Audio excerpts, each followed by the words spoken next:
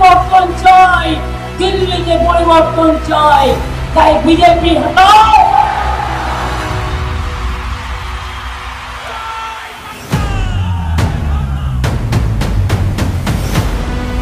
মোদির গ্যারান্টি মানে দেশ বেচ দো, দেশকে বেঁচে দাও।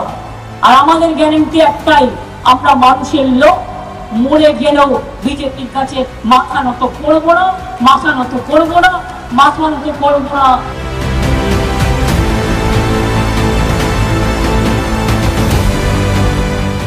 বাংলায় তৃণমূলকে ভোট দিন, আমরা ইন্ডিয়া জোটকে নিয়ে ইন্ডিয়া থেকে মোদিকে তাড়াবই,